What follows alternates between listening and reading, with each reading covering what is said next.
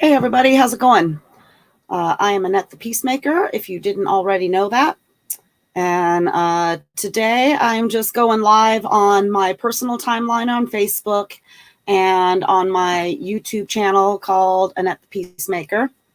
So if you are tuned in, let me know, say hello, and yeah. So today I want to talk about something that's, it's a pretty sensitive topic. How are we going to unify with Trump supporters? Okay. So there's no secret that there is a gargantuan sized division. It's like the continental divide, right? Like it is so huge right now between left and right. And this has been going on for like perpetuate a really long time, and it's kind of been building and festering, and now it has culminated and come to a head with the insurrection riot thing that happened on January 6th. And then with the whole Trump impeachment trial and all that kind of stuff. Okay.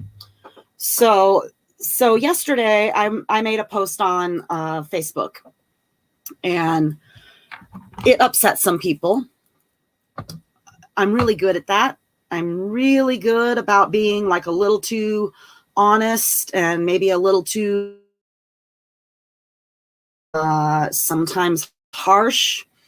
And it is who I am. And I don't know that it's going to change very much, but I'm going to lay it out there. I'm not afraid to speak my mind. But what I don't intend to do when I do that is upset people that I love. So what I would like to do today is I'm going to share my screen here in a second, and I'm going to show you the post. I'm not going to show you all the comments and everything underneath it. If you are if you are my friend on Facebook, you can go to my timeline and you can find the post and you can read all the comments and you can leave a comment if you like. Of course, always be respectful. And yeah, so let's do that. Let's share the screen and then we can just go from there. Share screen. And share. Okay. Come on. It's not sharing. There it goes. All right. So this was after the acquittal of Trump, and he didn't get the conviction. We all knew that he probably wasn't going to get the conviction because of that list of Republicans that had already decided they were going to vote no. They were going to vote to acquit before they ever even saw any evidence or anything like that. In fact, some of those Republican senators left the Senate floor, and some that stayed there, they put their feet up on the desk. They were reading the newspaper. They were playing games on their phones. I mean, I can't even begin to imagine being a juror for such a heavy case, right? This is such a big deal. And they're reading the newspaper. I mean, the disrespect that came. So no one was surprised because of the disrespect that they had for the proceedings in general. Okay. However, it was still upsetting for those of us who hate Donald Trump, All right. So here is my post. I am beside myself with grief and shame. Now his cult followers will be even more emboldened, and it won't even be safe to leave home.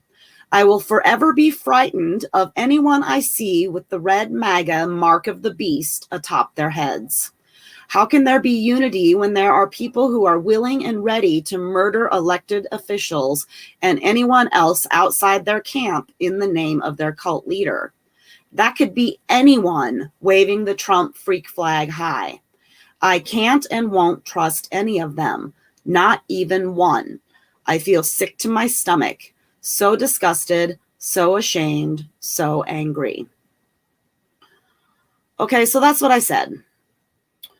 So I want to talk about that now.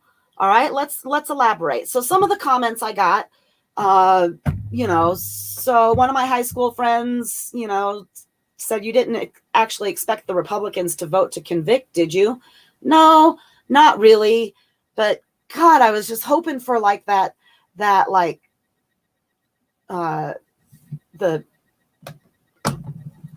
last minute, like glimmer of hope, I guess, And then, so the people that were, I have approximately a dozen Trump supporters, directly connected to my life, roughly a dozen.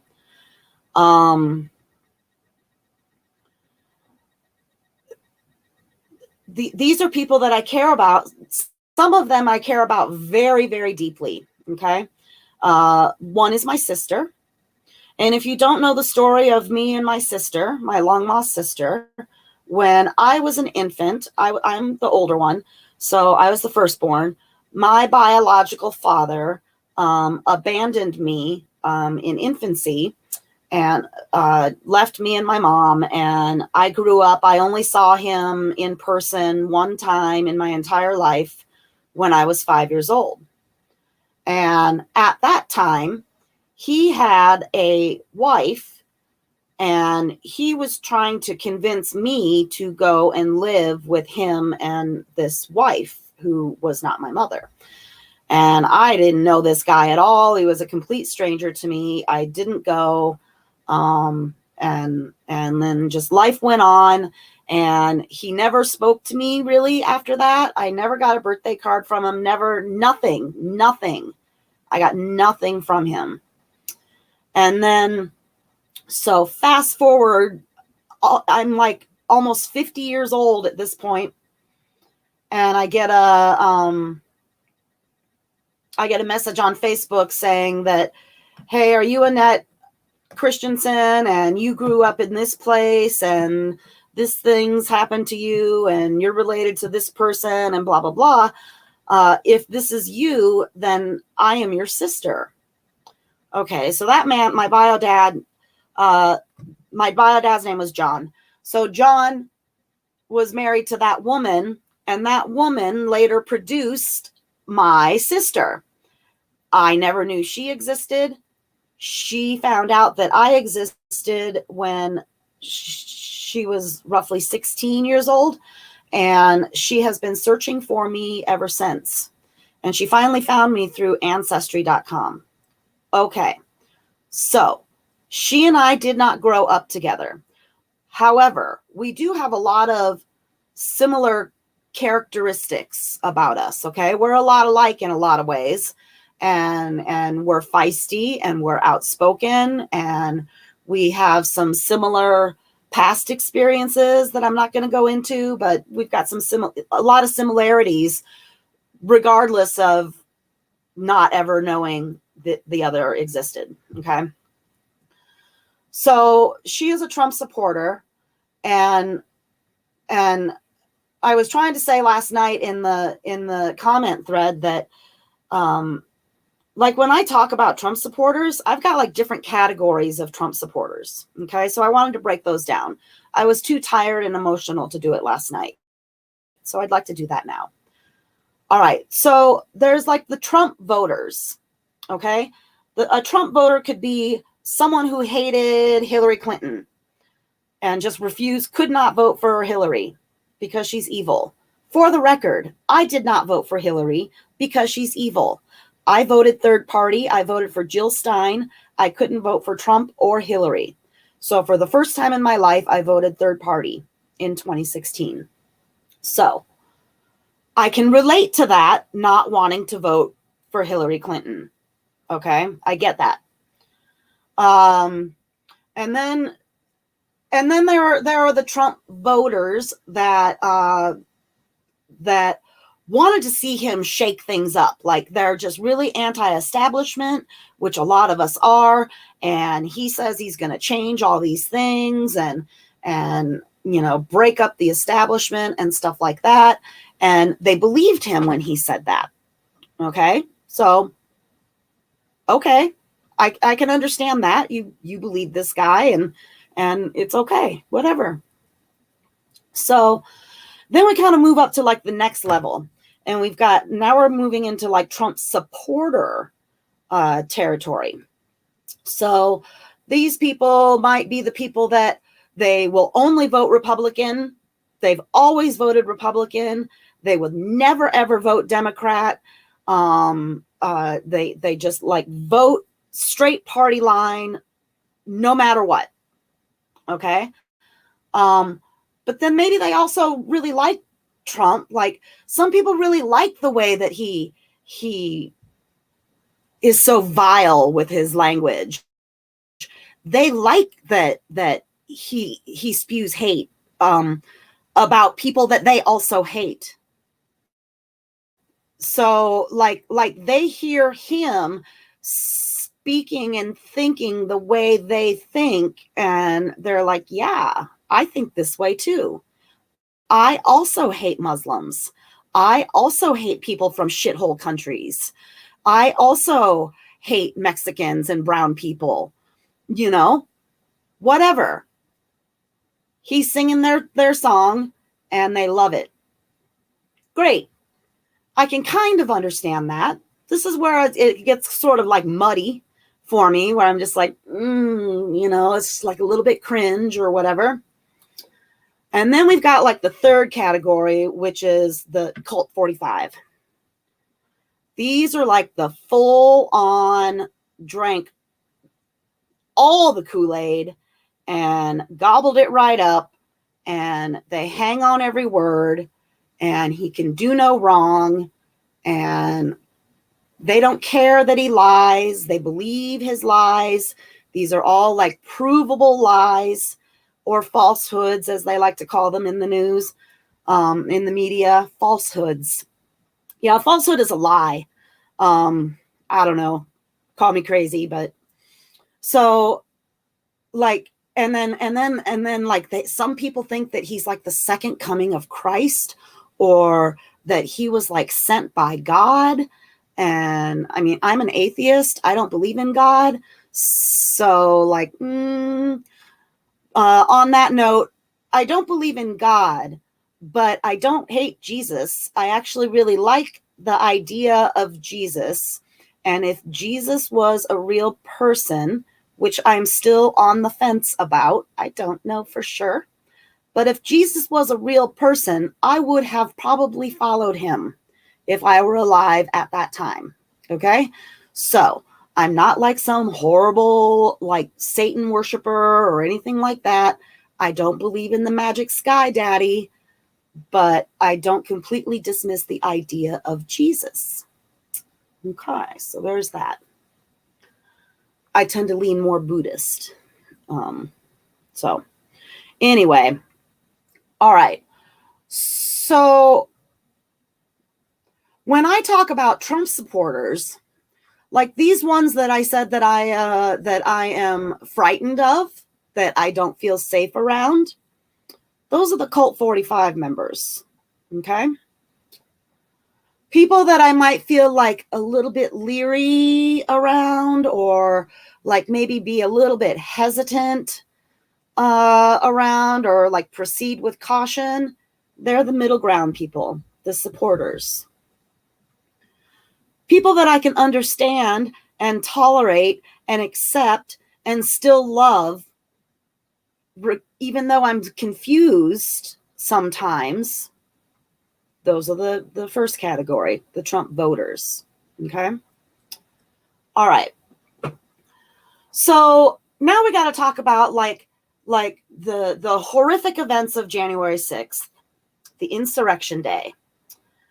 And I have been very vocal about my feelings for Trump for a very long time. I have never, ever, ever hidden my feelings about Donald Trump. I cannot stand that man. I used to wake up in the morning. I kid you, I'm not even kidding. Y'all are going to think I'm an asshole, but I don't care. I used to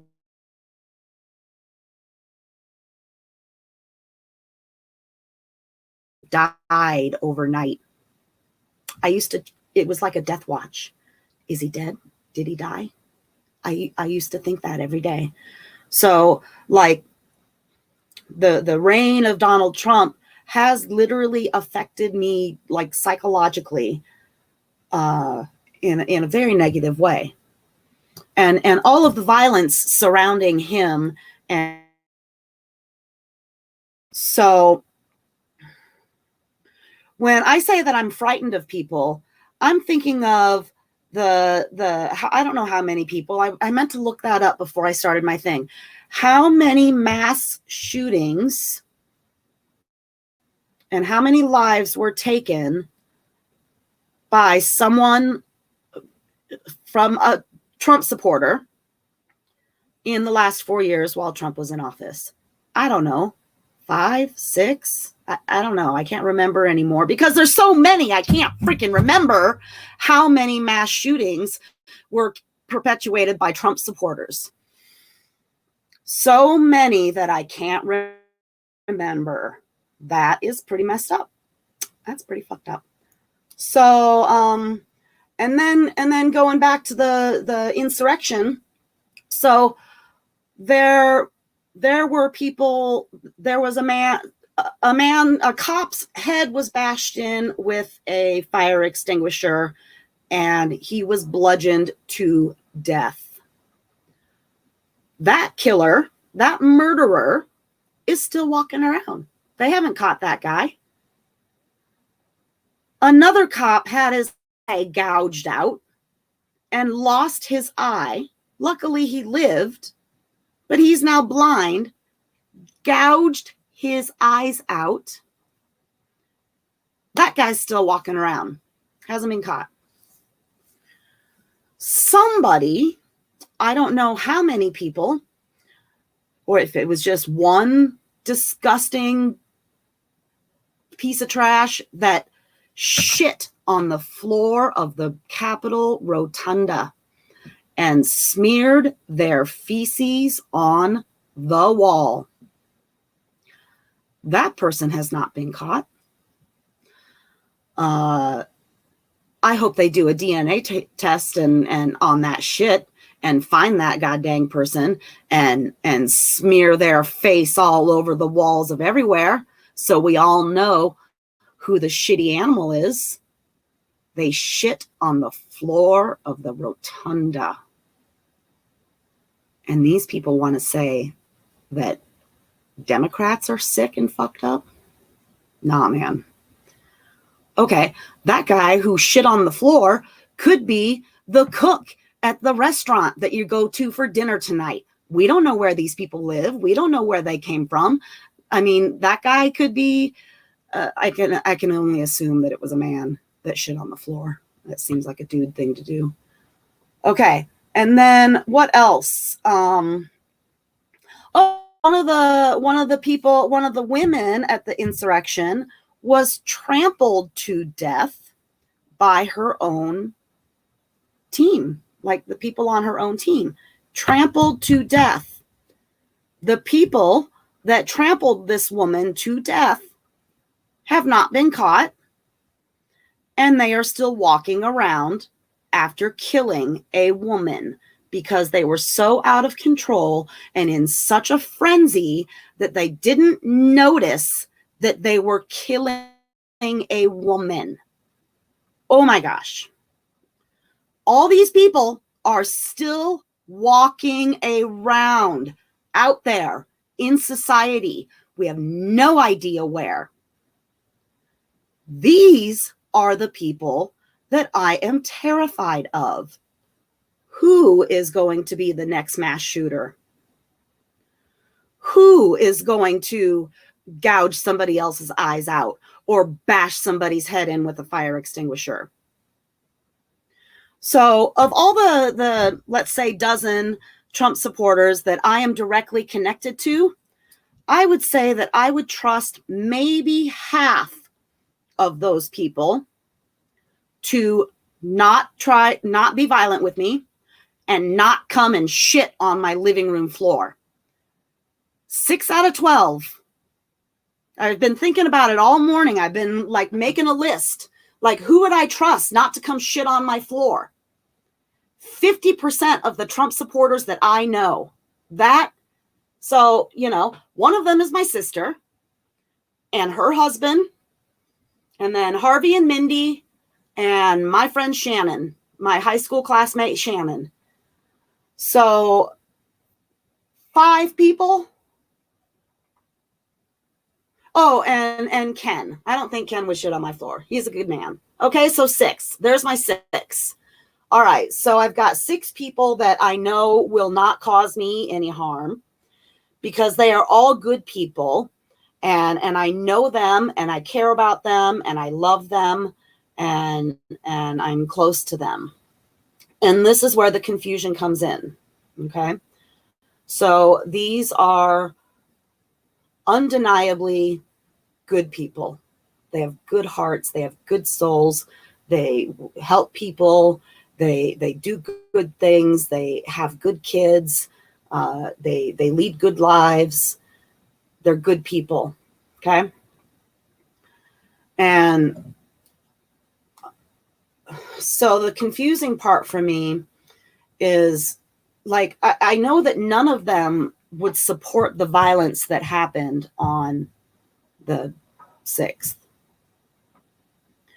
But the 6th isn't the only time that violence has occurred during the Trump phase of this country.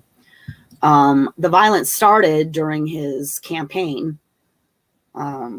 People getting punched out, Black people getting punched out, Black people getting kicked out of.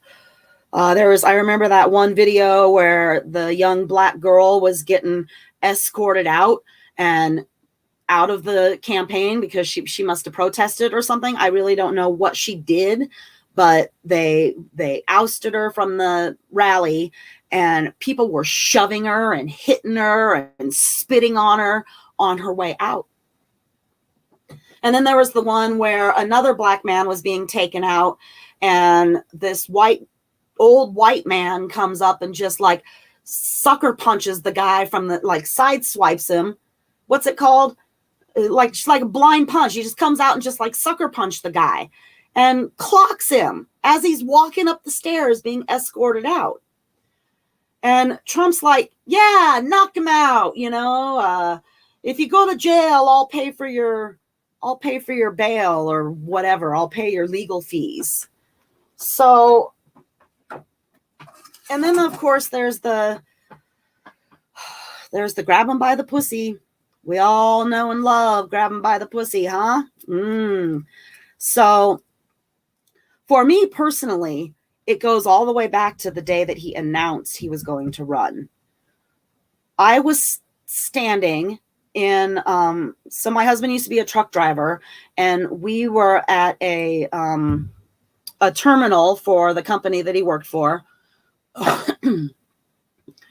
Outside of Dallas, Texas. We were just like right on the Mexican border. We were very close to Mexico in Texas. And I was they had like a communal room with like a laundry room and like a little snack, like vending machines, and then like a TV in the lobby. So like the truck drivers could do their laundry and just hang out and have coffee and whatever. And it was by the front desk. And like the entire staff of this little hotel area at the terminal, they were all Mexican women. The entire staff was Mexican. And nobody was really paying attention. Everybody was just going on about their business. And Trump comes down the escalator, and I was like, what the heck's going on here? And then he says that all Mexicans are rapists and drug dealers, and they're not sending us our very best. I'm in a room surrounded by Mexicans who never even heard him say those words. my jaw dropped to the floor. And I'm just like looking around. I'm like, did y'all hear that? Did anybody hear that? Is that not insane? Why is this insane man on the television? Not that I didn't know he was a piece of shit already. Like, I already knew he was a shitbag. But why is this shitbag running for president? This was my first thought. What the hell is going on? This must be a joke. This is a joke. I seriously thought it was a joke. So then came the pussy grabbing. Okay. And I am a survivor of multiple sexual assaults. And I heard him admitting to sexually assaulting women. And like most normal, decent people, I was like, oh my God, that is horrible. That's pretty fucking heinous. How does anybody not hear him and think that he is vile? But no, they didn't. They loved it. They looked the other way. And here's what I don't understand. Here's where the confusion comes in. And here's where double standards come into play. So, all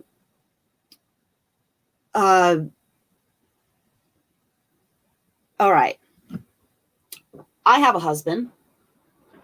If my husband was caught talking to his buddies about grabbing women, sexually assaulting women, because that's really what it is. Grab them by the pussy is sexual assault. Okay, just to be clear.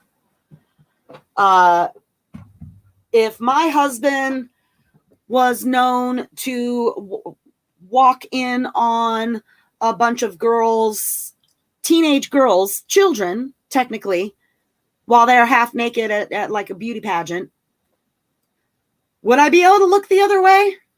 You think I'd be able to look the other way and just say, oh, no. Oh, he's just kidding. That's just the way guys talk. No, of course not.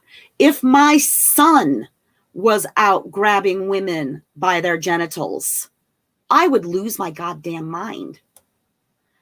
If my husband did that, I would lose my shit. But yet these people, so many people, 70 plus million people, that was not a deal breaker. And this is what I cannot wrap my head around. I just cannot wrap my head around it. And then there's the Nazis. Okay, so there are some Nazis in the MAGA camp, actual real life Nazis out in daylight, just walking around being fucking Nazis and loving Donald Trump. So if I were on a team and I found out that a significant portion, or even one member of my team was a fucking Nazi, I probably wouldn't want to associate with that team. I wouldn't want to play with that team anymore. If I found out that members of my team were planning to orchestrate the kidnapping and possible murder of an elected official, I wouldn't play with that team anymore. I wouldn't support that team. I wouldn't wear the team jersey. I wouldn't wave the team flag. I wouldn't play ball with the team. I wouldn't even try to understand where they're coming from because they're fucking Nazis. Okay? Okay. So, and then there's the religious aspect. Okay? So many religious, very devout religious people adore Trump. And this is something that I don't understand. Somehow I'm a bad person because I don't believe in God. But these guys, okay. So, all right. So I wonder how many of the 10 commandments has Trump broken, like, daily? How many daily, you think? I don't know. I lost count. And then there's the 7 deadly sins. So I wonder if Jesus would have approved of Trump, of the infidelity. Trump has cheated on every single wife that he has had. Every single one. Every one of them he has cheated on. How is that acceptable? And then people will say, well, I don't want to judge people by their past, or like what he does within his own marriage is between them and stuff like that. But Bill Clinton got impeached because he got a goddamn blowjob. Well, really, because he lied about getting the blowjob. He wasn't in trouble for actually getting it. He got in trouble because he lied about it. But yet, Trump has been proven to tell thousands upon thousands of lies. I gave up keeping track after he hit the 2,000 lies mark. How is that not an issue? Would you trust or go to a physician that lied to you 12 times per visit? Would you support a teacher in a school or a coach, say, that walked like a male coach walking into the girls' locker room while the girls were naked? Would you support that from a teacher? How about a boss? How about your boss at work? Would you be cool with the boss grabbing your pussy? So if it's not okay for your husband, your friend, a teacher, a boss, anybody, if it's not okay for these people over here to do these things, if it is not okay within your Bible, of course, the Bible is all full of rape.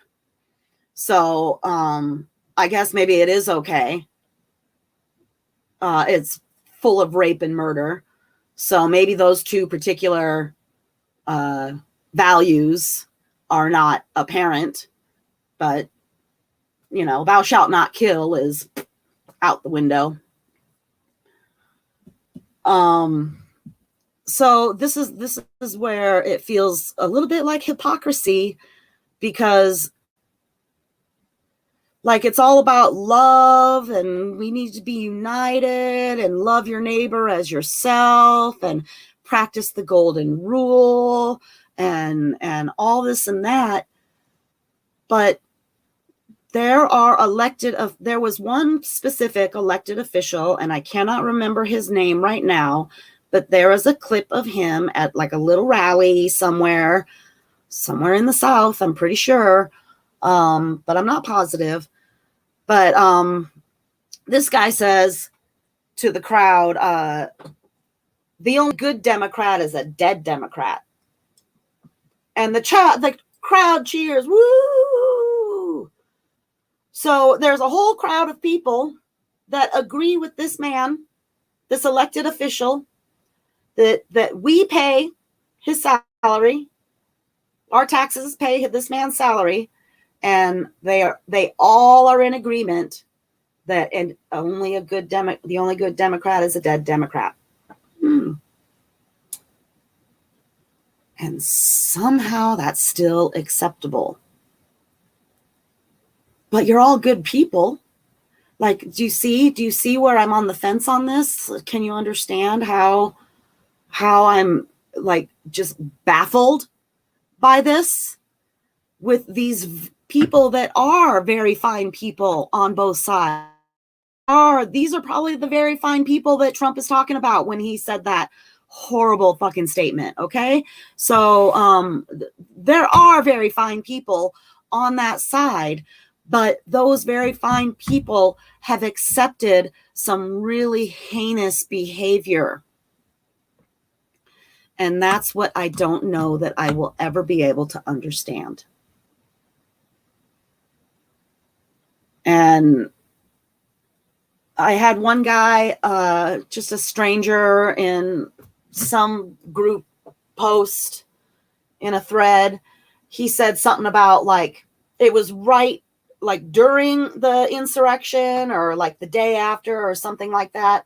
And he said something about how the Democrats are animals. The Democrats are animals and they're savages and they're vicious.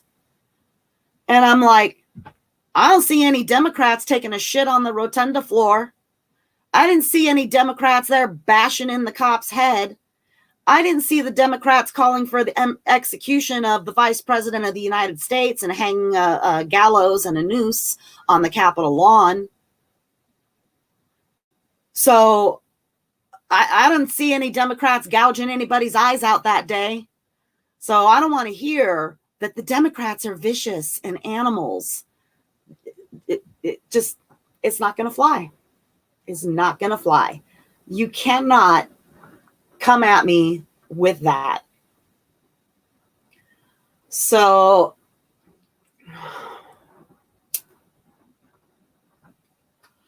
that's where I'm coming from. I still love these people. Those 6 people that I named, I love them very much. I do. I don't understand this very specific piece of them.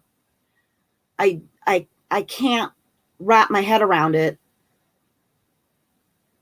because if you wouldn't accept it over here with like your family or your friends or your coworkers or anything like that, anybody else in your life, but you would vote twice for a man who does these things, and you willingly choose to be on a team that also includes Nazis and racists and violent, aggressive, hateful people. God dang. My cats were freaking out. Okay, so if you do those things, or I mean, if you're on that team, when you're on a team, one person doing something bad is a reflection on the entire team. All of you. One Nazi lumps everybody in that still plays on the team with the Nazis.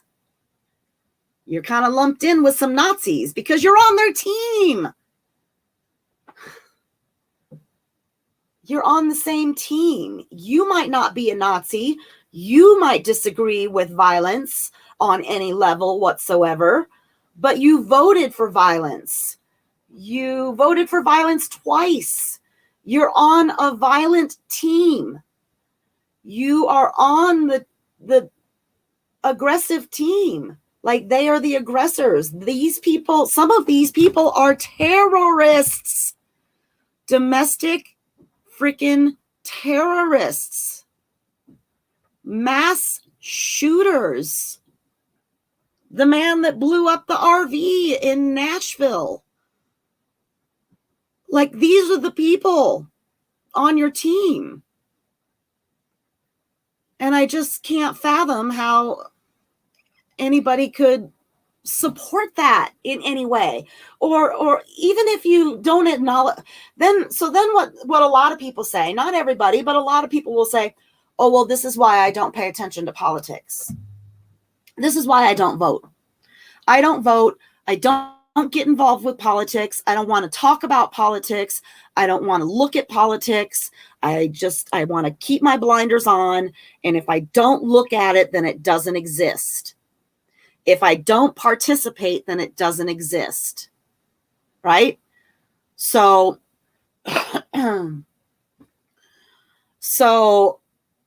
that's not accurate. You do realize that that's not accurate, right? So like these atrocities will continue forever. Beyond, we do not step up and speak up. If you see something, say something. Like me, I am very vocal about police brutality. I cannot stand police brutality. I don't care who you are. I just watched them mace a 9-year-old little girl in handcuffs. What? Did y'all see that? They maced a 9-year-old little girl. I've seen videos where cops are on top of and beating on children. Children.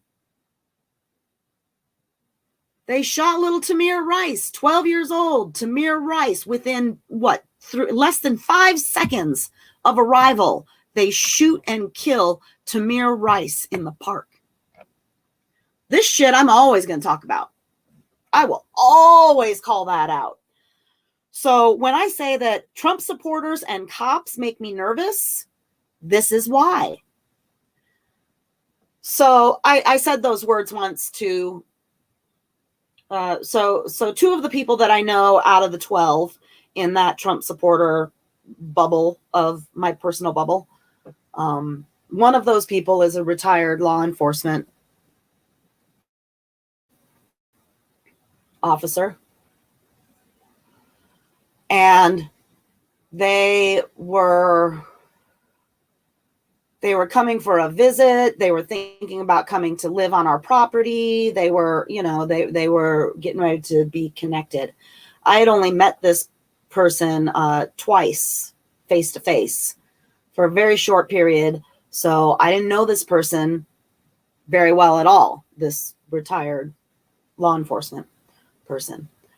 And now there's 2 people, and the person number 1, I can get along with, and knowing that they're a Trump supporter and knowing that we're going to disagree on some things, but we are able to find a mutual ground, and we do agree upon many, many things. Okay. Like I core anti-Biden until the very, very end. I fought that tooth and nail. I fought it. And in the end, I caved and I voted for Biden against my better judgment. And I just did it, so out of fear. So that's why somebody mentioned in my comment thread last night that many Democrats voted for Biden for the same reason that so many people voted for Trump, out of fear. Okay, so we are all just like fearful. We're fearful of our neighbors. We're fearful of our government. I am fearful of police. I don't want a cop at my house. Okay, so I said the words. I was only halfway joking, I was like, man, Trump supporters and cops make me really nervous. And then that ignited the former law enforcement person, and they came back with a verbal lashing, we'll say, that was really ugly, really hateful, vile, violent, abusive. And then months go by. It was terrible. So we didn't talk to those 2 people for a really long time. And then they come back around into our life again and start talking to us again. And then this time they're talking about unity. So that's where I am on the fence today, y'all. Okay. So that person that verbally abused my husband and I, my entire family, verbally abused us, has not apologized, has not tried to reach out to make anything nice, has not tried to even hear why those 2 particular demographics tend to make me nervous and hesitant to be around them. all they did was validate my nervousness and proved my point to be so very accurate and true that, like, what am I supposed to do now? Am I supposed to like have lunch with this person and pretend that didn't happen? Am I supposed to not judge somebody for what they did in the past if they haven't done anything to remedy it in the future? No, that person abused me and my family, and there will not be any unification unless they are held accountable for the bad things that they've done. So, moving forward with Trump supporters, I'm just going to have to take it on a case-by-case basis. You know, those 6 people that I love, I will always love them no matter what. But, like, thank goodness that Trump is not, like, hopefully we will never have the opportunity to vote for him again. But let's say that, like, Don Jr. runs. That guy is coked to the goddamn gills. OMG. I don't know how many y'all have any drug experience, but let me tell you, that guy's coked to the gills. Might as well call him Rocky. And so let's say it's him that runs in 24. Because Donald, if he even lives that long, because he's so unhealthy and so toxic and is just like oozing toxicity, hopefully he might die. I don't know. He might die. He's old and unhealthy. Old and unhealthy people die. So we get Don Jr. If these people that I love so much choose to support a family that has stolen money from a charity for kids with cancer, has stolen money from unsuspecting people thinking they were going to an actual university, but it was a fake university set up only to steal money from people. Thieves, they're thieves. And then there's Jared Kushner and the whole Kushner history. There's a whole documentary about the Kushner family on Netflix. Find it, watch it. They're despicable, horrible human beings. Disgusting, foul human beings. Let's see. Don Jr. cheated on his wife and left his wife for this woman he's got now. You know, and he's going all Scarface and everything and like making public appearances and stuff like that. Obviously, intoxicated on hard drugs. But no, they're rich. You know, they can do it. They can do whatever they want. It's okay. I wouldn't let my husband do that, but I'd be pretty pissed if my husband cheated on me and humiliated me by doing so publicly and was doing a bunch of drugs and shit. I'd be pretty upset about that. I sure as fuck wouldn't vote for a guy that did that. So we'll see what happens in 2024. If one of the Trump people run, it's just going to be a repeat of what it is. The hatred will continue. There will be zero unification. They won't serve the entire country. They will only serve their followers. And even then they did a half-assed job, because how many of those poor people didn't get jack shit from all of Trump's promises? How many of them thought felt duped afterwards? How many of those people that felt duped and thrown under the bus voted for him a second time, I wonder? You know, like it's like battered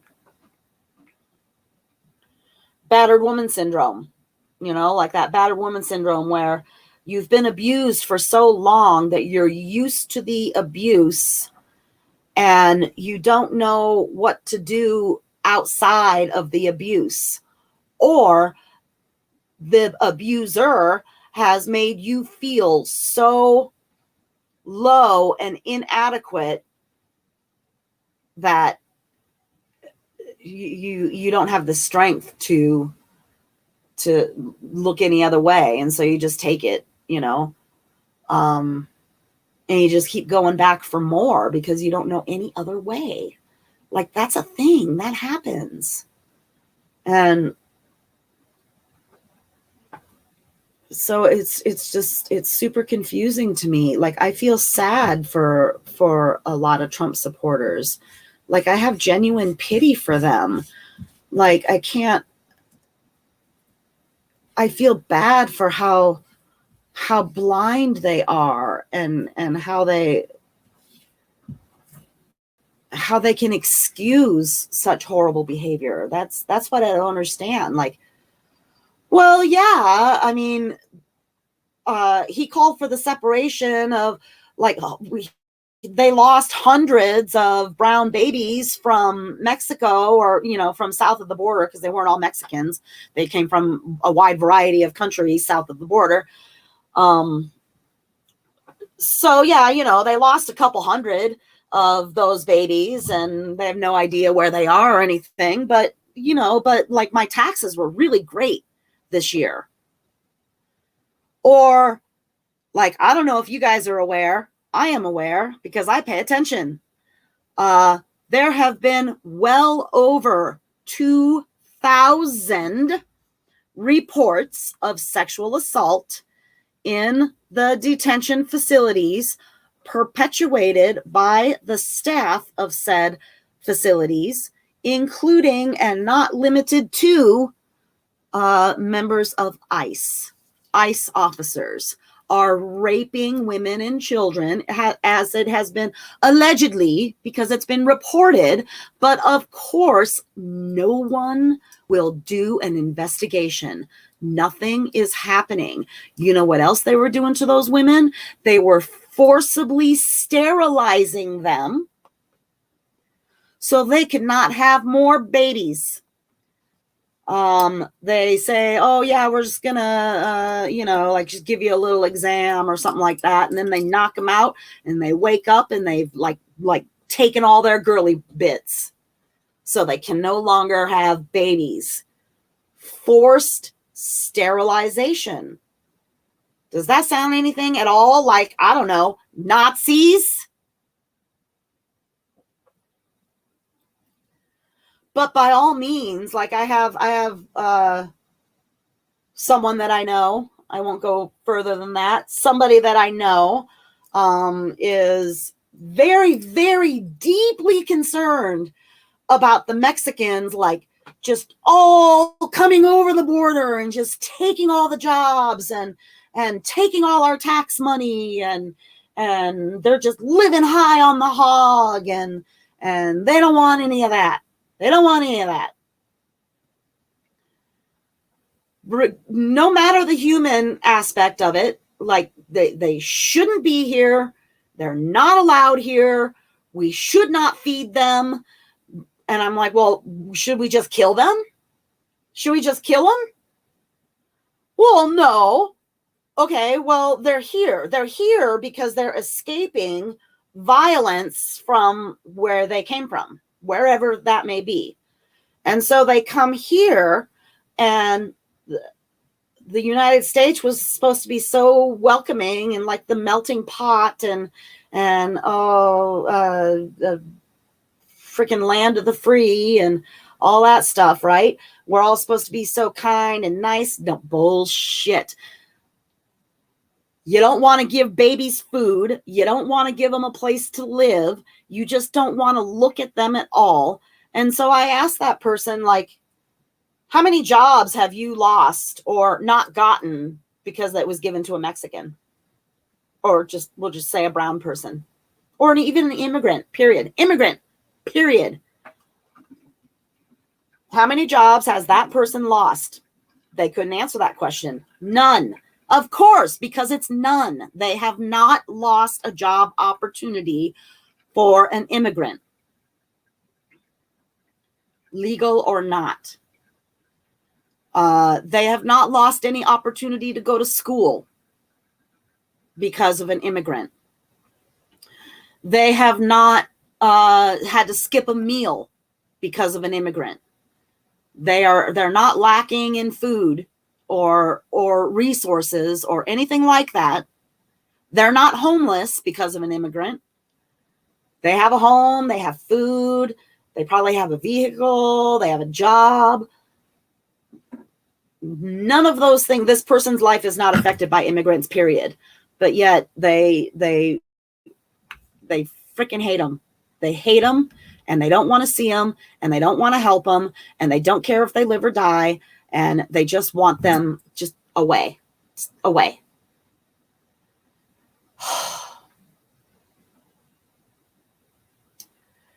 And this is also a person that I care about. And like, that was really hard for me because I was like, what the fuck is wrong with you? You know? I'm like, what in the hell? Like, I am figuratively and literally like clutching my pearls. I'm just like, you know? And I live very close to Mexico right now. Very close to Mexico. It's just a hop, skip down the road. And we have only had one Mexican come onto our property ever we've been here, I don't know, 2.5 years now. In 2.5 years, we have had one Mexican person come onto our property that we are aware of and made themselves known, knocked on my mother's door and asked her if she had a phone that they could borrow. And she said, no, I do not. And they said, okay, thank you. And turned around and left. And that was it. That was it. Didn't even ask for food or water or anything like that. Just said, okay, thank you. Gone. So, you know, it's not like all these scary people. Oh God, the caravan of savages are coming over and they're going to drink all our water and they're going to eat all our food. And oh no, they're rapists and drug dealers. And some might be very nice people. That was the quote of your president. So, you know, I am more afraid of a middle-aged white man in a MAGA hat at fucking Walmart than I am about that Mexican man that knocked on my mother's door that day. I have gone to Mexico. We live close enough to Mexico that we can just go to Mexico for like a day of shopping and have some street tacos. Hey, you want to go buy a pack of smokes in Mexico? Because it's really cheap to buy cigarettes right before you enter, right? So sometimes we make a trip down just so we can buy some cartons of smokes for really cheap. And then we cross into Mexico. And then we go to Nogales, Mexico, and it's right. So we just kind of stay, I would say, within like a 6-block radius of the border entry and exit. We don't really go too very deep into it because we're out of our element. We don't speak good enough Spanish. I could probably get by, but like other people in my group, like I could probably say enough words to get me back, but you know. So we don't venture too far into a foreign country that we're not familiar enough with. However, that being said, it's not because we don't feel safe with the people there. It's that we don't know the language. We don't understand their culture well enough. You know, it would just be unwise to do that. But all of those people in the shops, they are so kind. They are so very nice. I have never once, I've probably gone to Mexico at least a dozen times, at least. And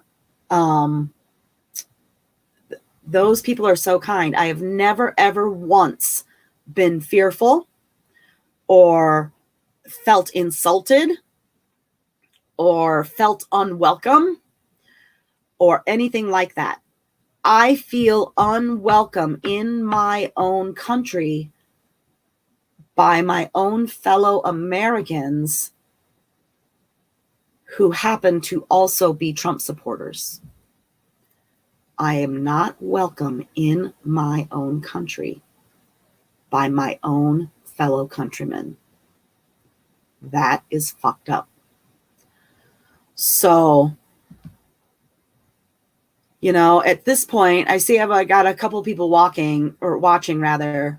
At this point, like, let me see if anybody's been commenting. No. At this point, if somebody would like to offer, oh, hold on, let me turn this one off. You know, there. So if anybody would like to, oh, here's a comment. Kim. Here, let me turn this to public so I can put this comment up on the screen. Hold on one second, you guys.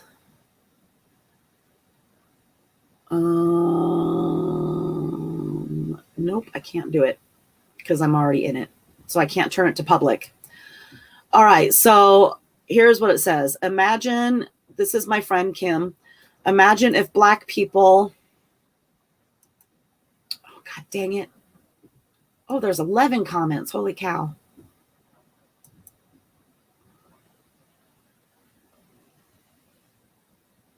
Imagine if Black people, oh, God dang it.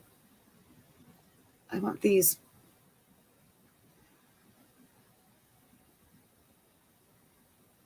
Oh.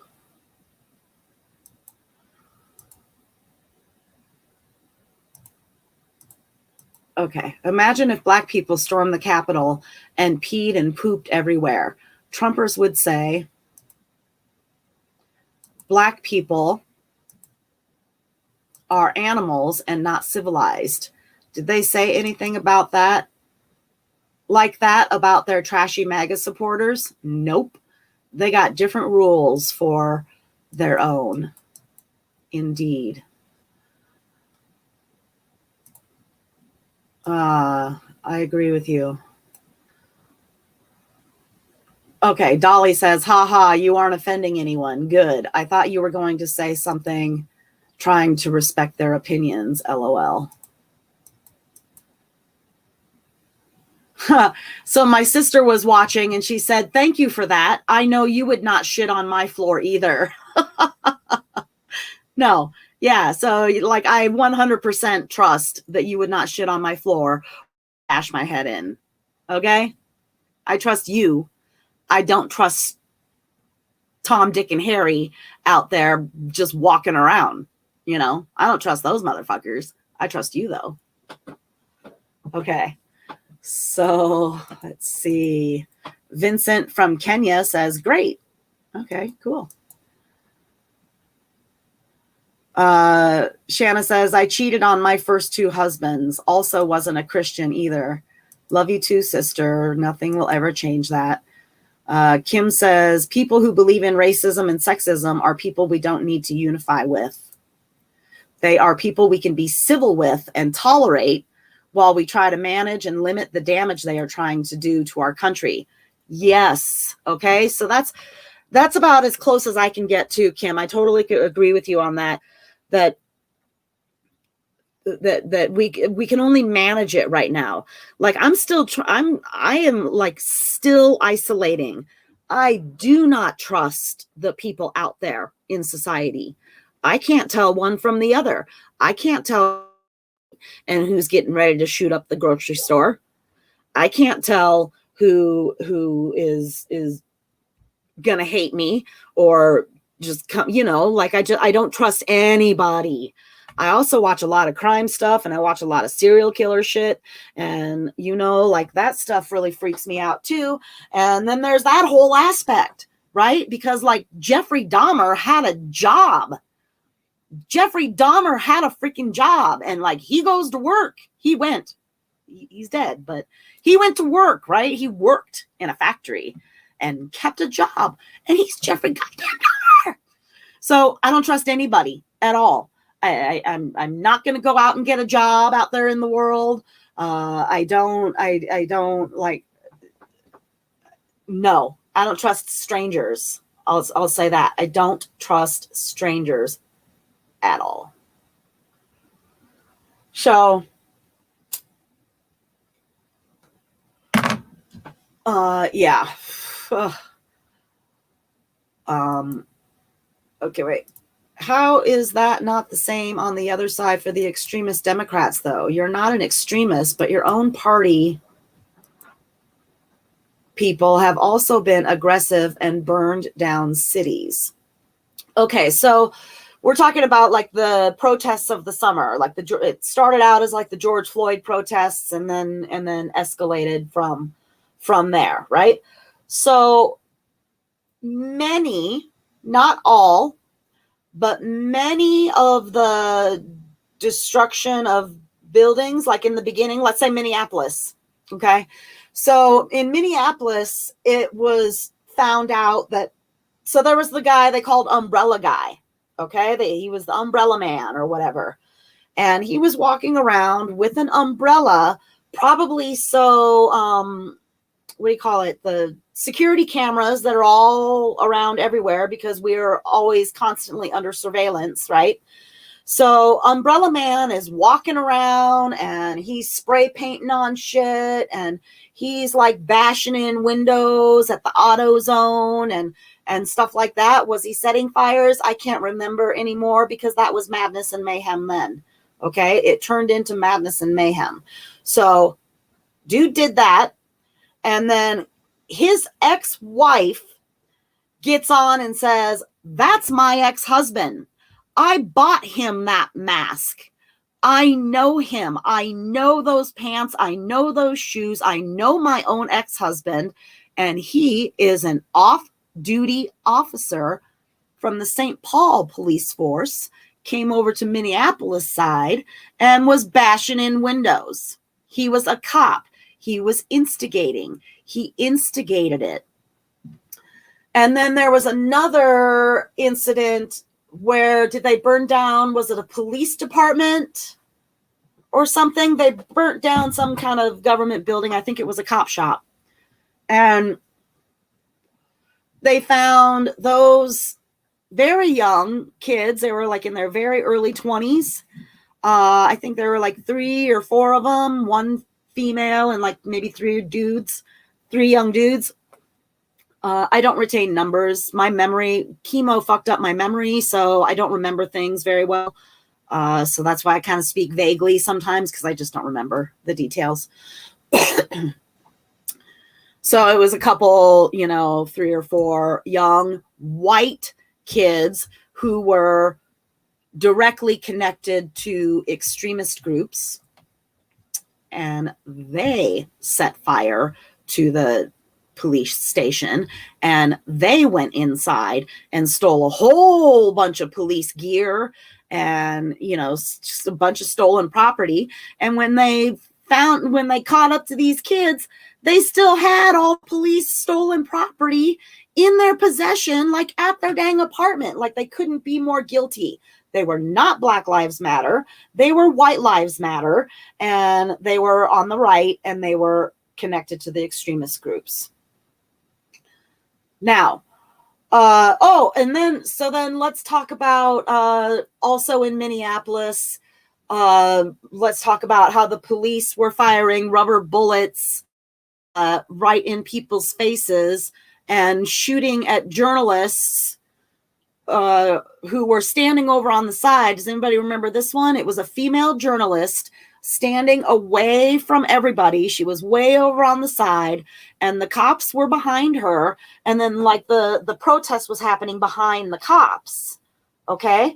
So the cops focus in on the female journalist and the cameraman. Okay. So the cameraman's, in front of her, and the cameraman is filming the cops. And then the cops start firing, and she's like, wait, what are they firing at? And then the cameraman's like, they're firing at you. They shot her with rubber bullets. She wasn't doing anything. She was standing there reporting on the events as they unfolded. They shot her.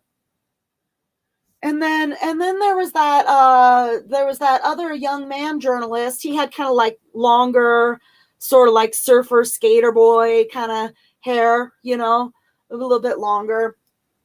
And he was probably like 21 or 22. And I don't remember what state this happened, or what city or state this happened in. But he was walking back to his car and like walking away from the protest. He was reporting, he was talking and walking, getting ready to leave. He was getting ready to leave. And somebody shot his eye out with a rubber bullet. I think it was a cop. Cops shot this boy's eye out with a rubber goddamn bullet. So, and then there was all the macing, and then there was all the beating that cops did on the protesters. Let's not forget about the peaceful protesters that were just sitting on their butts in the grass, being quiet, not even really being loud or boisterous or anything. They're just like quietly protesting in front of the church. And then old Donnie had to come and have his photo op in front of the church. So he sent the copperheads to mace these people who were unarmed and not doing anything wrong. They were well within their rights to be where they were. So Donnie could come out and hold his fake ass Bible upside down and take his fake ass picture in front of a church that he's probably never even stepped inside of, and certainly doesn't respect at all. And yeah, so like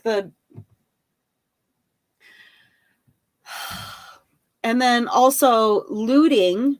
Okay, let's say, so I know in the Twin Cities, somewhere over uptown, over in Uptown, the Minneapolis, or one of the Targets got broken into. Okay, I remember this part happening.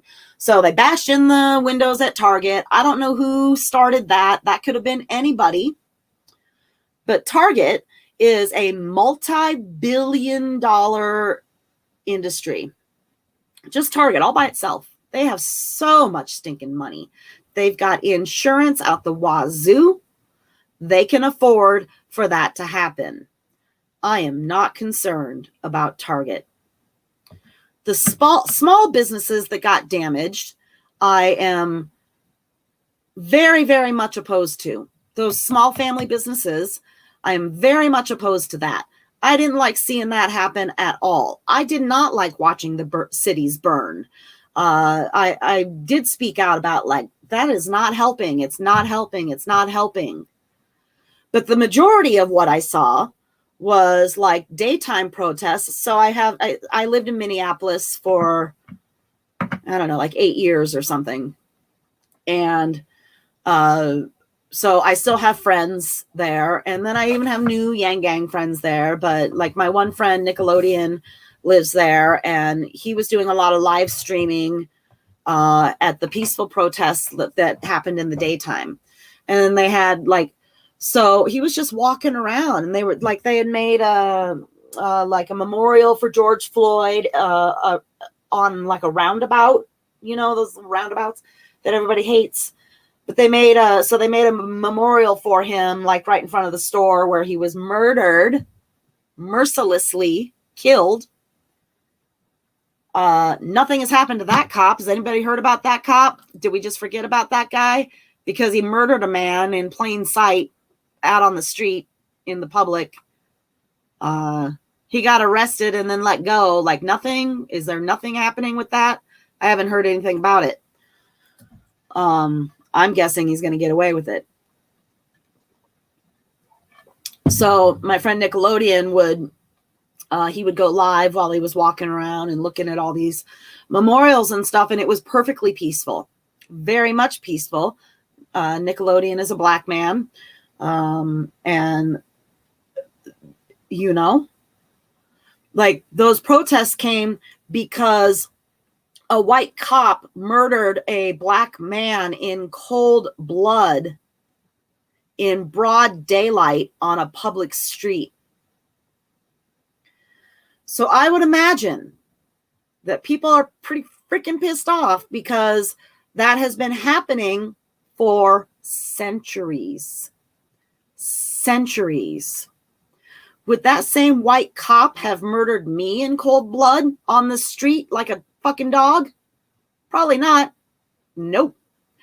Chances are I would have gotten out of that. I would have gotten out of whatever was going on with George Floyd. The cops wouldn't even been called on me in the first place because of the color of my goddamn skin, you guys.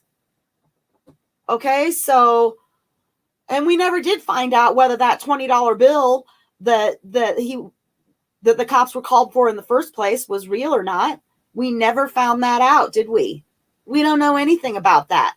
All we know is that a man was murdered in cold blood in broad daylight on a public street with witnesses. And nothing has happened to his killer. So, as the parent of a biracial child, I am deeply, deeply concerned about the safety of my young adult child as she just goes on about her business. She has been harassed by police. Mikey. She has been harassed by police in the past. They have pulled her over for no reason. They have followed her for blocks multiple times. They have made her get out of her car. They've searched her car. No reason, no probable cause, nothing. The one time she said she and her boyfriend went to the Circle K and got some blunt wraps and some soda or something, you know, they got some drinks and whatever. And then the cops pulled out directly behind them and followed them and pulled them over in the parking lot across the street, like in the Walmart parking lot or something, and made them both get out of the car and searched the car. And they were like, "Where's the weed, man? We know you've got the weed. Where's the weed?" And they're like, "We don't have any weed. We just came to get some drinks at the Circle K." "Yeah, we saw you." And they're like, "Yeah, we saw you follow us out of there," you know? So like they went out of their way to harass these kids who had done nothing wrong. They bought some dang drinks at the Circle K. So like they could have been killed right then and there. They could have just shot them dead in the fucking Walmart parking lot, man. And then there was another time where the police were called.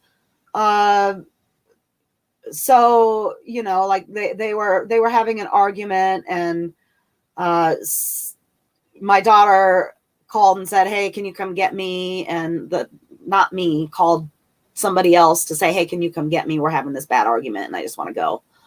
And then that person thought that the argument meant that she was being harmed. And I'm not sure that that's accurate, but then the police were called. And the police show up with their guns drawn because the kids were having an argument. Nobody was beating anybody or anything like that. It was an argument, and she just wanted to ride home. But instead, cops show up with guns drawn. And had they made the wrong move or breathed too hard or looked at the cops sideways, they could have fucking killed them. This is the fear that I live with every single day of my life. Every day of my life. Philando Castile, for those of you who don't pay attention to what's going on in the world around you, Philando Castile was a black man that lived in Minneapolis, ironically enough. He was a licensed gun holder. He was a pillar of his community. He was a father. He worked at the school and did wonderful things for children. He was a beloved employee at the school where he worked. He was a very good man. And his girlfriend gets pulled over, allegedly because she had a broken taillight, or a taillight was out or something like that, right? And so the cop comes over to Philando's side. He's on the passenger. He's in the passenger seat. The girlfriend's got her hands on the steering wheel and she's so calm. Okay. She's doing everything right. She's got her hands on the wheels and stuff like that. And then Philando says, the cop says, do you have any weapons? And he says, yes, I am a licensed gun holder. I have my licensed weapon on me. And so the cop tells him to pull out his license. Philando's reaching for his license, and the cop freaks out and just fires, I don't know how many times, multiple times, just bam, bam, bam, bam, bam, bam, a bunch of times. Kills him right there as he's reaching for his wallet that he was just asked to do. The girlfriend is like, oh my gosh, you just killed my boyfriend. She was so concerned that she would also be killed that she could not even respond in a normal fashion. Most people, when they see their loved one executed right next to them, might freak the fuck out. But a black woman is not allowed to do that. She's not allowed to freak the fuck out because she's going to die. She could die. She's next. She had to keep her goddamn cool while they shot her man not even a foot away from her. And then on top of all of that, their beautiful black baby girl was sitting in the back seat of the car. She witnessed her father's execution by a police officer. Does anybody understand? Does anybody think that little girl is going to grow up and trust police? You think she's gonna? You think she's ever going to want to call a cop to help her? No. They ruined that baby girl's life. That baby girl, I cannot even imagine the trauma that baby went through. I cannot begin to imagine how that execution by an officer of the law affected that child. And guess what? That cop got acquitted and is still working on the force. He murdered that man in cold blood in front of his family and suffered zero consequences. The country is going to lose their damn mind about it. Like, it needs to stop. Like, I don't blame those people for that. I don't blame those people for what happened in Minneapolis and then beyond. I don't know very much about what all happened in Portland. Okay, so I guess some bad stuff happened in Portland. I've been overwhelmed with just so much other violence and toxicity and negativity and hatred and all of that. There's just so much of that, like constantly being fed to us nonstop. I can't get away from it. There's no getting away from it. Unless I bury my head in the sand and pretend that it doesn't exist. But I can't do that because I know that it exists and I have to do something to try to change it. I don't know what that is. I don't know what it is. If I don't know if it's this talking. Right now I'm just talking to a screen. That's not going to do any good. So the only way we can do any good like that and make those changes is if we do get involved, if we are active in politics, because we need to vote for people who will not allow that shit to happen. I shouldn't be afraid of my daughter being murdered by a fucking cop. But I think about it every day of my life. Every day, people. So I guarantee you, if a cop murdered my child, I sure as fuck would go burn down a cop shop.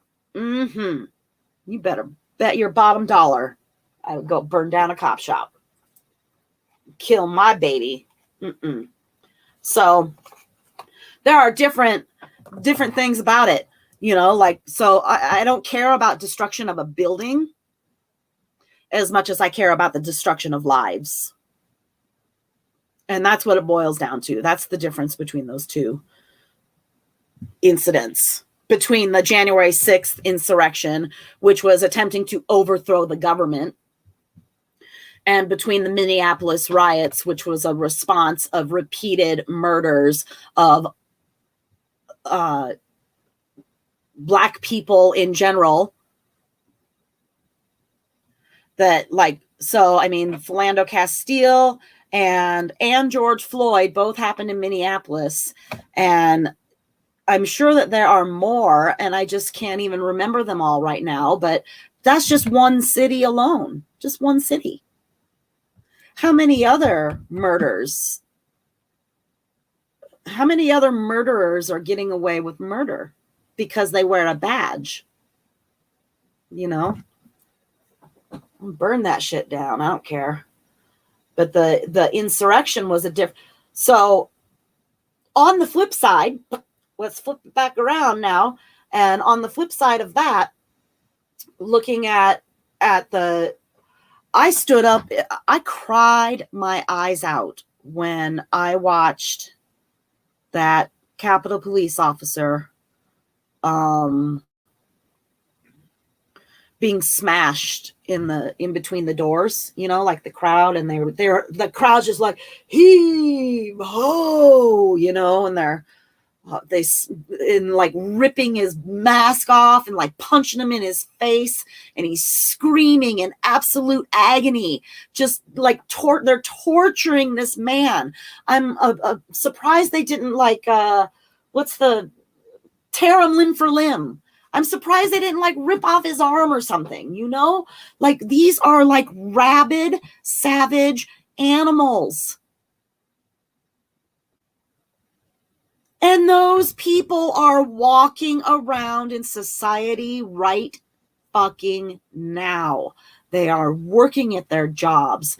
They're dropping their kids off at school. And it's so repulsive. So repulsive. So I stood up for that cop then.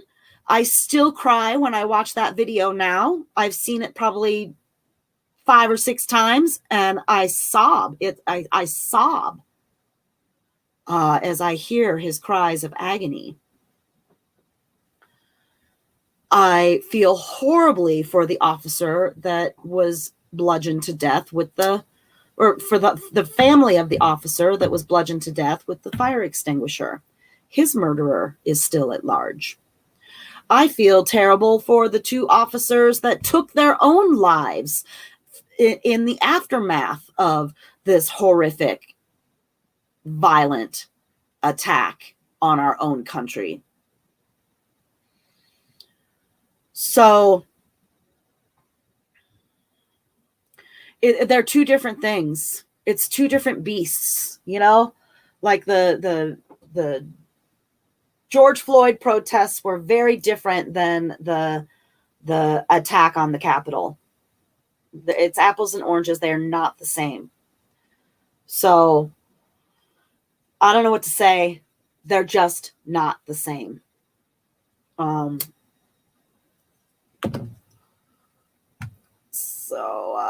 Yeah. Hold on. Let me see these next comments.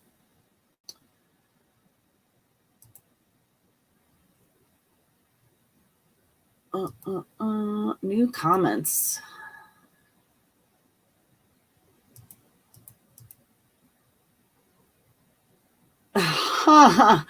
My friend Nick James says, burn down a cop shop? Shit, that's just the opening salvo. Kill my baby. I'm hunting every motherfucker with a badge. Solomon asked for 200 foreskins to marry his daughter. I want 1,000 for the life of my baby at a minimum. That's right. Let's see who else. Oh, he also says that's what they're hoping for us to pretend it doesn't exist. You guys, I forgot to put this stream on public before I started it. So I can't see your comments unless I specifically go and look at them. The police, Nick also says, the police have spent multiple generations creating an us versus them mentality. Then get surprised when everyone realizes it is us versus them, and they're vastly outnumbered. Yeah, there's more of us than there are of them. We found that to be true at the Capitol riot, now didn't we?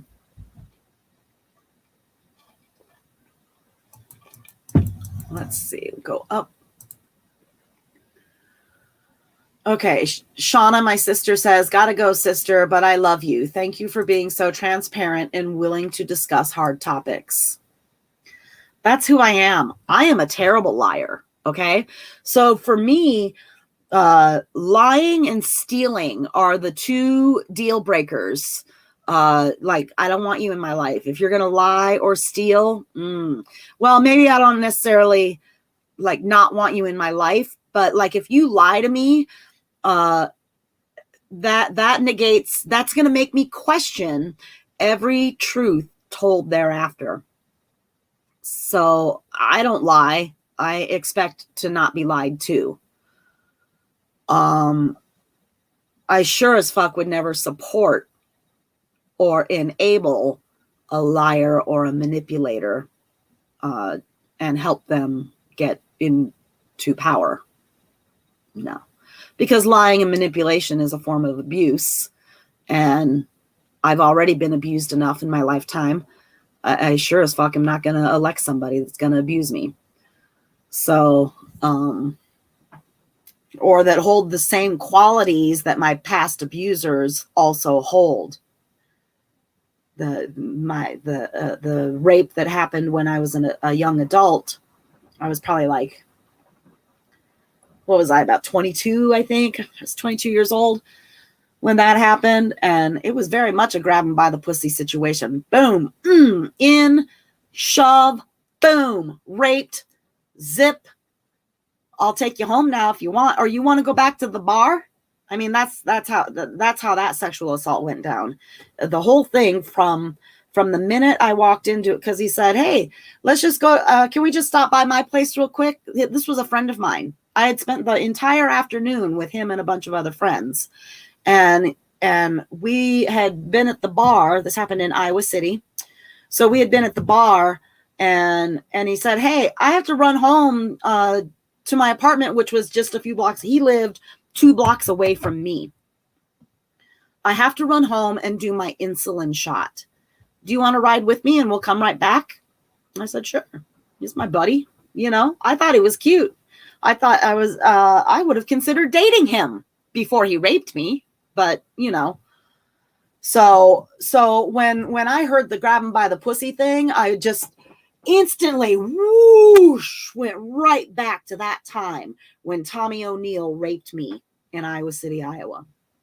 I will never forget those like 10 or 15 minutes. You know, I can tell you from the time we walked in the door to the time I walked out of the door, I can tell you every single detail of what happened from the time the door opened to the time the door closed. And then after that, everything becomes kind of hazy, just like it was. So, you know, so for people to support somebody that admits to sexually assaulting women, fucking blows my mind. I just can't even understand that at all. I just can't. No, thank you, officer. Oh, Nick says, no, thank you, officer. Oh, God dang it. All right. Yes, Nick says, Nick, I wish you were on screen with me because I feel like this conversation would be more fun. Don't insult my intelligence and do not abuse my trust by lying to me. Trust is impossible to ever repair. Yes. So, yeah. Oh, that's where I was going. I got off on a tangent. So, lying and stealing. So, I am a very, very giving person. I give so much, not so much like stuff away, but I give a lot of myself away. And like I have opened my home to strangers. I have opened my home to loved ones. I have been taking people in since I was very young, always an extra person sleeping on my couch because I didn't have anywhere else to go. Or like this one slept on my couch after they got released from jail and they didn't have anywhere to go. And they needed an address to be able to be released from jail. So they used mine, came and stayed with me. And things like that. So chances are, whatever it is that somebody decides to steal from me, if you would have asked me for that thing, I probably would have given it to you, Yeah, probably. So then, that breaks trust right there too. So what else are you going to steal? And unless it's something that has extreme sentimental value and is completely irreplaceable, chances are I'd give it to you. So yeah, those are the two deal breakers in a relationship for me. Let's see.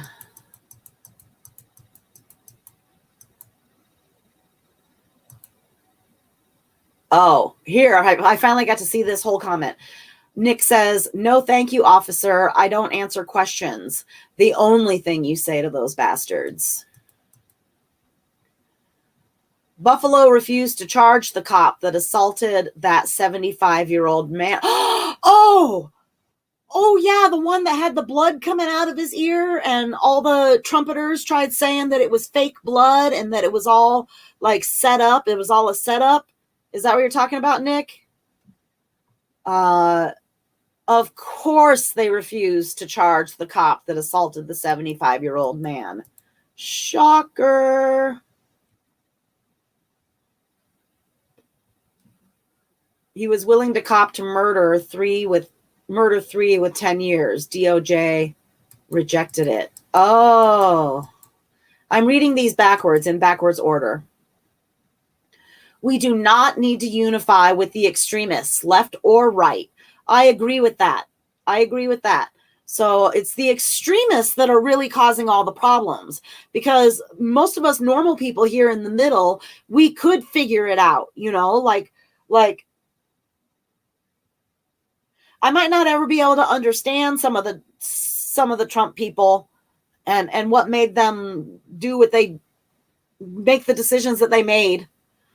However, I think that moving forward, if they continue voting for rapists, then I'm going to have an issue, But like moving forward, I keep saying that I keep looking forward to the time when Trump is no longer a topic of conversation, and the cult 45, okay, the extreme side of the trumpeters, the cult 45, it becomes powerless, because if their leader doesn't have any power anymore, then they will no longer have power, and then they will eventually become irrelevant, and they'll just be like comical versions of, there's going to be a joke.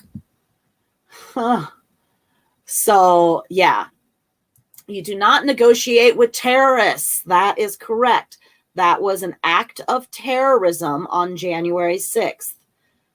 without a doubt, undeniably, irrefutable terrorism perpetuated by our own fellow countrymen upon our very own government.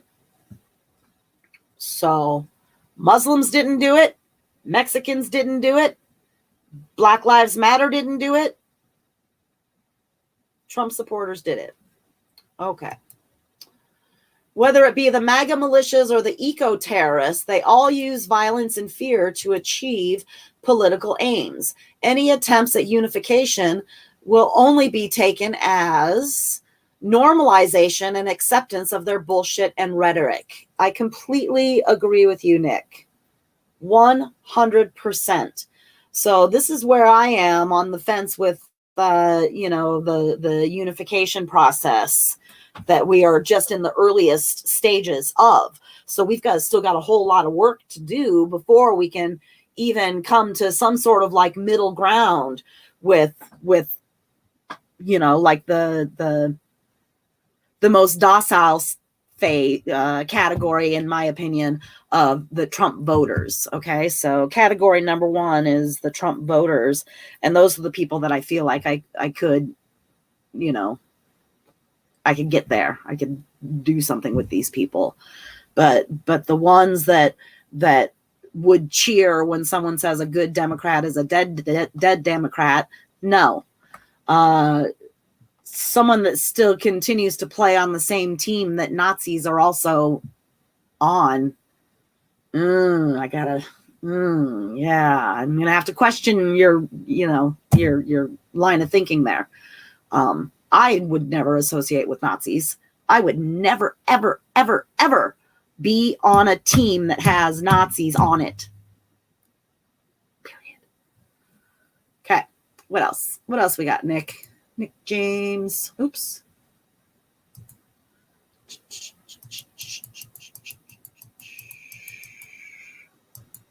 Okay. I don't support any politicians or office holder. That's unfortunate. It's like teenagers. Can't trust any of them anymore. Okay, well, I'd like to address that. So our government at large has abused us repeatedly for years and years and years. And this is why so many people have become so disengaged, and they just like, nope, I don't care. I'm not going to look at it anymore. I'm not going to support anybody anymore. I don't have any control over the situation. They're just going to keep fucking doing it. They're just going to keep Tons of people feel this way. So I'm not singling out my sister on this comment at all. Many, many, many, many people feel this way. And the problem with that is if we are not active, you know who is active? You know who does vote? The people with power. So the people with power insert their choices to be other people in power. Okay. So we've got all the corporate, all these corporate people in the background, running things. And we know all about the corporate establishment bullshit and stuff like that. Well, the only way we're going to change it is if we find actually really good candidates and we support them and we promote them and we talk about them and we put their faces in front of everybody we know and say, look at this amazing candidate. So I know everybody got sick of me being in the Yang Gang. I know y'all did. I don't care. You know what? Because this is what I'm talking about. This was a benevolent man, a humanitarian. He does not lie. He does not cheat. He does not steal. He doesn't cheat on his wife. He doesn't steal money from charities. In fact, he creates nonprofit charity organizations and just gives his money away freely. He gave $1 million of his own dollars to people as a UBI pilot.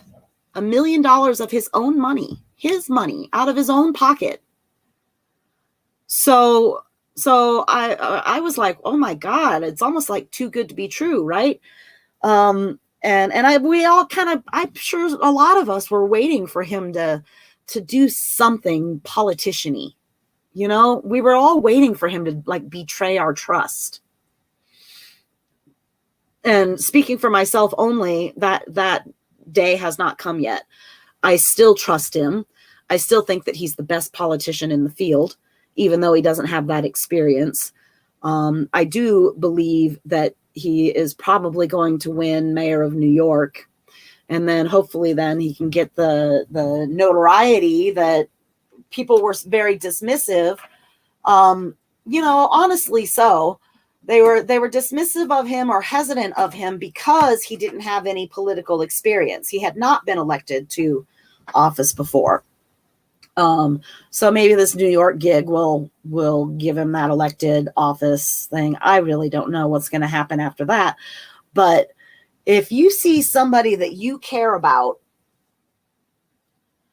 who just has devoted their entire life to promoting the best case candidate that we have ever been offered in all of my life. I've never seen anybody like him. But yet, people that I've known for decades just didn't even look, didn't pay attention, didn't say a thing. Oh, I just don't get involved in politics. Oh, this goddamn Joe Biden. I don't want to have to vote for Joe Biden. I don't trust him. Well, but you know what? We have this really amazing candidate over here, and none of these things that you distrust Joe Biden for exist within this man, but you didn't pay attention then. And so now it's too late, and we're stuck with somebody that we don't trust, and we're stuck with somebody that has been proven to lie in the past. There's plenty of videos of Joe Biden plagiarizing a speech. And also there are videos of him telling like bald face, provable, irrefutable lies. So if he was capable of lying 30 years ago, he's capable of lying today. So I don't trust him still. You know, I'm happy that Trump's not president, but I'm not all that thrilled that Biden is.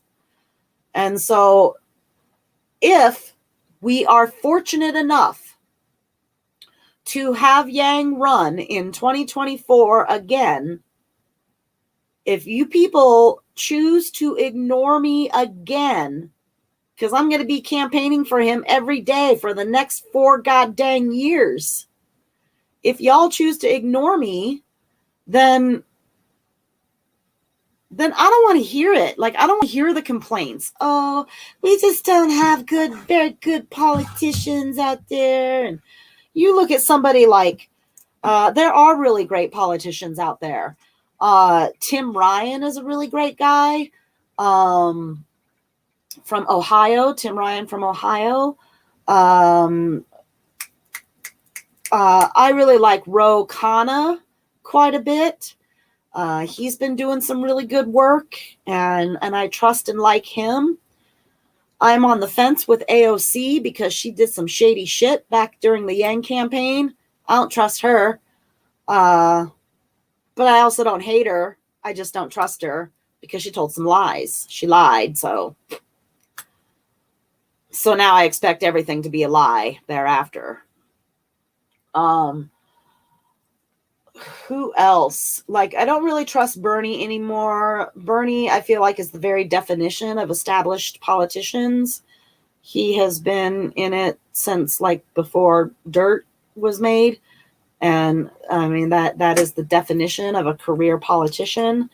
And also, I think Bernie is not genuine. And the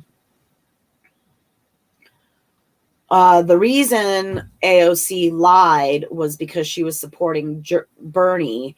And so her lies were directly influenced by her support for Bernie. And then Bernie said that, oh, UBI, no, we got to do the federal jobs guarantee. And then now, today, like right now, he's putting out posts like, what would you do with an extra $2,000 a month? And he's asking Yang questions. He's promoting UBI now, but he didn't back then because it would have hurt his game. He's not that. He was in it for himself. He wasn't in it for us. So as much as I used to truly adore Bernie Sanders, I don't even follow him on Twitter at all. So, okay, here's new comments.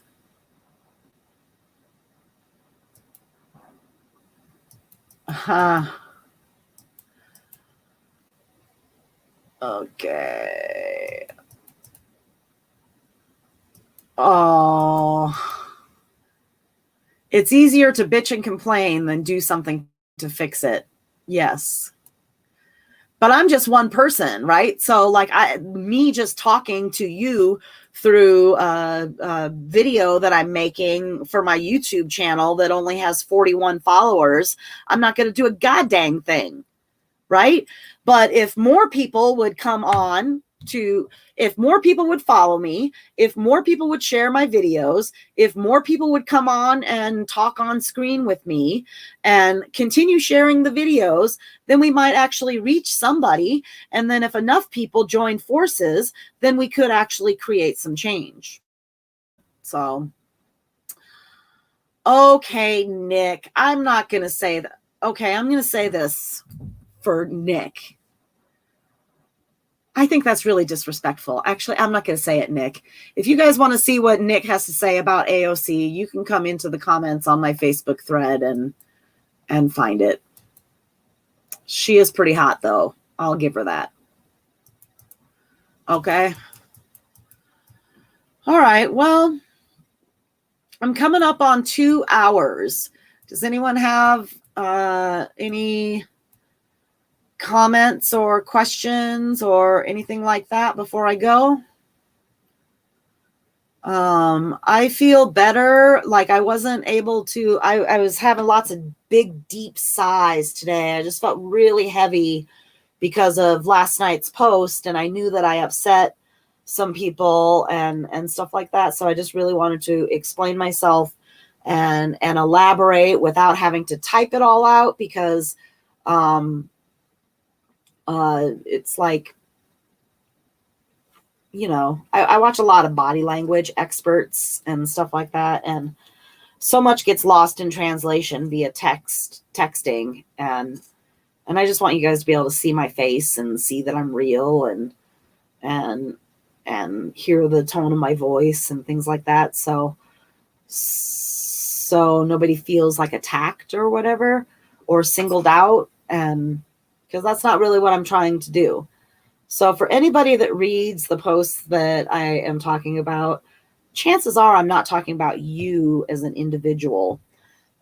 Chances are I'm talking about more like the Cult 45 people and not the Trump voter people that aren't going to shit on the floor. Okay. So same thing with like when I talk about Christians and stuff like that, or when I talk about religion in general. And I don't really go out on that limb very often because I just don't want to have that argument. And y'all can believe whatever you want to believe. It's fine. As long as you don't judge me for what I believe or don't believe and stuff like that. Like ultimately at the end of the day, I'm an atheist Buddhist that probably would have hung out with Jesus. And the golden rule is my very favorite Bible thing, Let's do the golden rule. If we all practice the golden rule, then we might start making some progress and start unifying, regardless of religion or political affiliation or whatever. So one last thing about, I just sparked in my head about participating in the political field, is that if you don't like the politicians that are being presented to us, then you need to step up and find politicians that are worth being presented and who will earn our votes and who will actually work for we the people instead of working for their own personal gains. And the only way that we're ever going to be able to do that is if we pull our heads out of the sand and start paying attention to what's going on around us. Because you might not pay attention to politics, but I guarantee that politics is paying attention to you. So you're very welcome. Nick says, thank you for starting this dialogue. This is what we need. I agree. So so I'm going to put up my contact info here. I did not do this on the Yang Gang report today because this is just like my own personal thing, and it doesn't really have anything to do with Yang Gang. So here's all my contact. If you're watching this, you're already probably friends with me anyway, because this one did not get streamed to the general public. But here, if you want to come on with me, shoot me a message and let me know, and we can schedule it, and we can just have a conversation. I prefer live streaming like this because it's more natural and organic, and we just sort of talk things out, and I don't really like it. It's just not like sanitized, it's more real, and that's how I roll. And then also, I pay for this platform, this StreamYard platform. I pay a monthly fee so I can have unlimited broadcasting time. And so if anybody would like to help me keep doing that and donate to my cause, I accept donations through Facebook Messenger. My Cash App is Yang Gang for Life. And my Patreon is Annette The Peacemaker. So, yeah. So I guess that's about it. Thank you for everybody that tuned in. Thank you for the comments. If you have not gone over to YouTube and subscribed to my channel, I would really, really appreciate that, because last time I checked, I only had like 41, and that's kind of lame. I'd really like more. So go hit that subscribe button. That would be fantastic. And yeah. All right. Well, we will see you next time, everybody. Thanks for tuning in.